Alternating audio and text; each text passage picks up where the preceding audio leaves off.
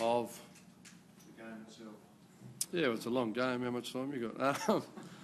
Yeah. Where do you think it was won and lost? Well, I just wait for everyone to settle. We're having a press conference. Everyone's wandering in like Brown's cows. I think it's a fair question. I thought, really, if I take it to half-time, their midfield was on top around the clearances. So spoke strongly.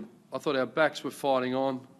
You know, we're undersized down there, which we knew coming in, but the key to that was going to be winning the midfield clearances, and they really did their work really well in the first half in there. So half-time we focused on let's start winning the ball more, and because I thought two things. The clearances early hurt us, and there was times where we could have come out of defence, we went backwards and sideways when we should have taken some ground. So they were the two messages at half-time. Start winning the ball, and at quarter time, let's not switch for the sake of switching. Let's get some unique ground. You've got to take some long down the line and get some yardage. So they were the messages. I thought our forwards were opportunistic, the little amount of opportunity our midfield gave them, and I thought our defenders defended pretty well under siege. Half-time, we come out, we dominated the entries, 14-9, but we struggled. You can't drop marks and miss opportunities, and I thought, they got some opportunities that they took late that gave them a lead, and I thought we dared to win in the last quarter, got real ascendancy, got within 10 points, a couple of errors, and Buddy's class kicked, goal from the boundary and a goal from 55, and they held sway, but I thought we never stopped trying. That's a brief summary, I reckon. Despite those couple of goals, Buddy obviously you'd be pleased with Sylvani overall. Look, I thought he fought on, Yeah, obviously we had some challenges down there, but I thought him and Zach Dawson, we're talking about probably the most powerful combination forwards in the competition, and with plenty of entries. I think they had 30 at half-time. So, I thought they fought on pretty well. Is it fair to say, Ross, you've got no regrets about your decision to go a bit undersized in defence? Yeah, I wouldn't have thought so. Yeah, look, the midfield will acknowledge it. They didn't get it done to half-time. If they had did what they did in the first half, what they did in the second, we might be having a different conversation. But, it's the Dennis Pagan. Marnie had whiskers. Should be my uncle, so. 2 weeks in a row, David Mundy's had a really quiet first half and a really big second half. Well, second quarter, he got to work. Yeah, I can't explain that sometimes. Yeah, he's a pretty good player for us, good leader. It's unusual. Hope it doesn't happen now next week. You found it real the past month, you're screwing out a little bit. What do you think happened there tonight? Was it just a case of some players not taking their opportunities? No, I feel like I've answered that. 19 entries in the first half. I thought we were really efficient. And then what happens is then it becomes a really difficult day. The rain comes when you get entries, so it becomes a harder task and it gets congested. So, yeah, look, I thought Matthew was terrific. I think the rest of our forwards, wouldn't say they had their best day, but we didn't provide when the conditions were at their best, provide the opportunities that we needed to for our forwards. I thought we looked dangerous early. You saw Chris Scott last night. Still feel that this side can still have plenty of say in the rest of September. Do you still feel that you have an impact? Oh, look, I understand the question, but I think first and foremost, you work really hard to create a double chance. The fielding process of the team's really strong. They're a very complete team, Sydney. I thought, while I don't lose any admiration for my team's ability to fight, we're no excuse football club, but things haven't, had some challenges along the way. It hasn't been the smoothest ride this week. So we get back on the bird tonight, and we play the winner. I think it is out of Port and Richmond. So the coaches will fly and have a look, and our players will be up for the challenge at home in front of our home members and fans at home, and we look forward to fighting our way into a preliminary final appearance, because that's the prize. If you win at home next week, you go into a prelim. So there's plenty of opportunity for us. We'll learn a lot out of today's game. Certainly, I wouldn't have thought our fans or members would be disappointed with our overall effort. Ross, what do you think of Matthew Pavlich's game today? The opportunities that he had. Yeah, look, in the end, the ball went in there a fair bit in the end. Yeah, I thought he played quite well. Ross, you mentioned you had some adversity to deal with. How disruptive was the playing cancellation? Yeah, look, I think it's just the whole package. There's no excuse. I don't think it really affected us, but you prefer not to have to deal with it. I think we've got to pay credit to Sydney. Very, very good team, very talented team. They were very hard today.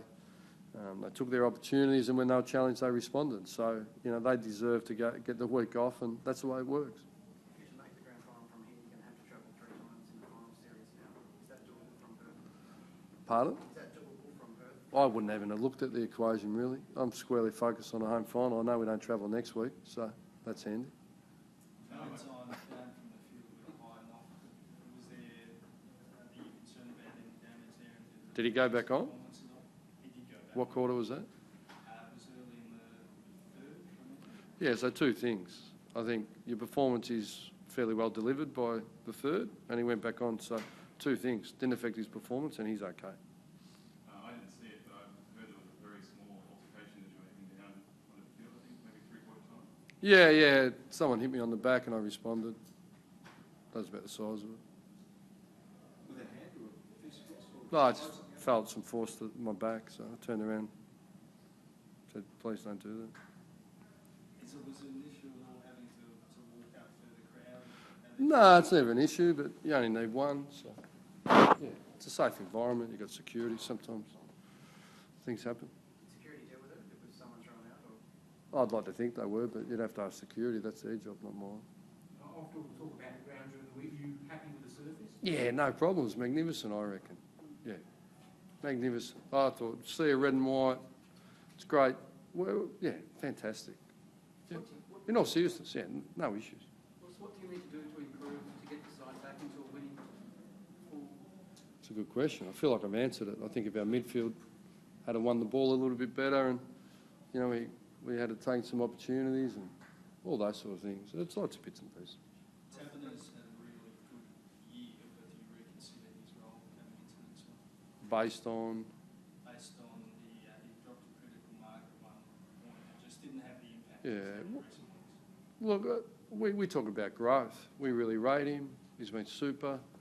He's exceeding what most young players do. You can't buy experience. He'll grow from this. He'll learn. Yeah, we've got full faith in.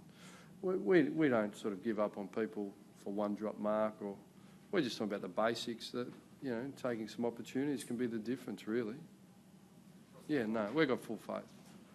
Valentine and Walters, their performances have obviously given you a lot the last few weeks, but how significant was that today? You didn't get much from either of them. Well, I thought they fought on, and they were part of us getting within 10 points. I thought they looked dangerous at all times. They take a lot of mining. Smith's a very good player, All-Australian, back pocket. Sometimes it's a bit about did the mids get in and help enough and those sort of things. Were they outnumbered? We'll review that. Yeah, I don't shed at home. We're a weighted numbers team. We're not a team filled with superstars. I'm happy to hear the argument, but we're about everyone doing their bit and doing their role. And, you know, the more people we execute and win the position, I thought we could have won a few more positions today to just sort of edge on top. At the end of the day, I think Sydney would suggest that they won enough positions to get the points. I know you were likely have to be defenders, but would McFarlane be any chance? It's a good question. I haven't got much more than an update. Yeah, we'll keep pushing him through. I couldn't even give you the percentages. I know he's making gains. Is it enough? We're thrilled with Alex, you know. There's not too many forward lines that have Tippett, Franklin, Goods and Reid all sitting in their front half. So yeah, it was a unique challenge today. But yeah, at the end of the day, it was one. I said it'd be won and lost in the midfield, and it was. Thanks, guys. Huh? Yeah, he's in the 25. Yeah. Just on Valentine, am I correct to say you said the injury didn't affect him today performance-wise? You didn't think it was a... I thought it was a tough. It's not easy. Look, it is a small, tight ground. It was really slippery. You know, there was plenty of water and rain. You're playing on great opponents and limited supply. So I'd leave Hayden alone and focus on, if you want to pot anyone, pot our midfield. Let's leave Hayden alone because he's a great little player. Thanks, guys. Ross, was the Pearce substitution, was that just performance? No, it was just a bit of fatigue for him. Yeah. Thanks, Ross.